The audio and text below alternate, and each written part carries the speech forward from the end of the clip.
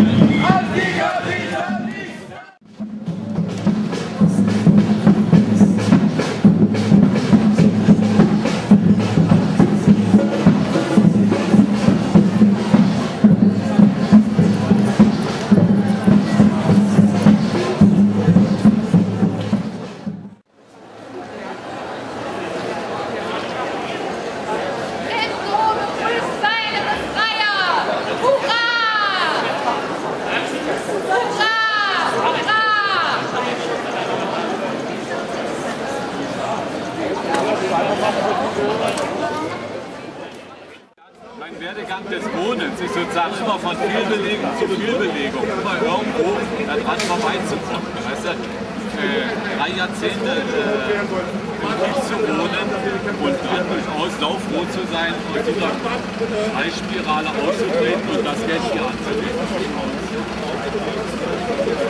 Aber ich halte trotzdem fest, dass ihr euch nicht wirklich Gedanken darüber gemacht habt, wie ihr hier in diesem Tief wirkt. Was? Dass ihr euch nicht wirklich Gedanken darüber gemacht habt, was ihr hier sozusagen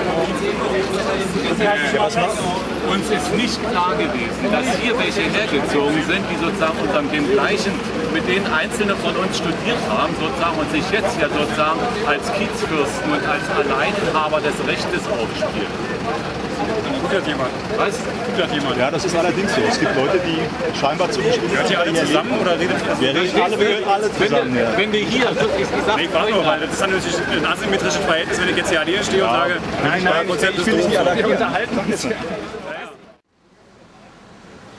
Ja, also ich bin jetzt hier